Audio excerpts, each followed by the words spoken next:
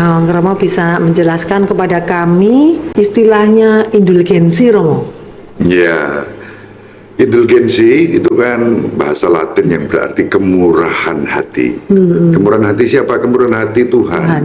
Ya, Allah itu Maha Rahim, memberikan kemurahan, kerahimannya untuk kita semua, baik yang masih hidup di dunia ini maupun yang masih ada di tempat penantian tadi, api penyucian tadi. Nah, dalam rangka itu lalu indulgensi diberikan. Nah, indulgensi itu diberikan untuk mengungkapkan kerahiman Allah dan kita menyambut dengan rasa syukur. Ada persyaratannya, misalnya dari tanggal 1 sampai tanggal 8, tiap hari mengikuti perayaan Ekaristi, menyambut komuni suci.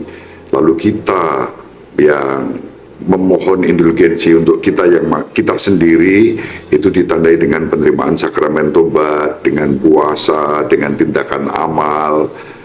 Juga intensif karena kita tidak egois hanya untuk sendiri, untuk yang kita doakan.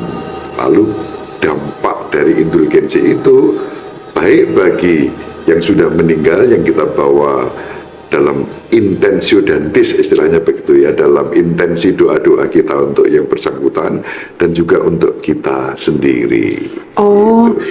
Jadi indulgensi itu untuk Romo, untuk orang yang sudah meninggal dan untuk orang yang mendoakan. Iya, kita yang berdoa karena kita juga melakukan doa, tobat, puasa, intensi kita untuk yang berpulang begitu. Oh. Itu akan kalau misalnya tanggal 1 sampai tanggal 8. Tanggal 1 sampai tanggal 8 November ya, Romo. Yeah. Itu didoakan secara terus-menerus, secara intensif itu kemudian akan mendapatkan kemurahan. Kerahiman. Itu bisa dikatakan sebagai mendapatkan rahmat pengampunan kah, Romo? Iya, rahmat pengampunan.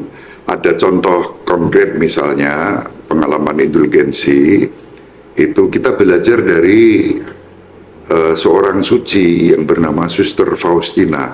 Beliau menjadi Rasul Kerahiman Ilahi karena mendapatkan penampakan dari Yesus dengan menyatakan kerahiman ilahinya. Lalu pada suatu hari ada temannya nih, suster yang satu kelompok tugas kor dengan dia meninggal dunia. Lalu Suster Faustina ini berdoa, demi sengsara Yesus yang pedih, tunjukkanlah belas kasih-Mu kepadaku, kepada kami, kepada suster itu, disebut namanya, dan kepada seluruh dunia, begitu. Tiba-tiba susternya itu muncul dengan wajah yang gosong gitu ya, medeni gitu ya. Terus bilang, suster, doamu tuh apa gunane?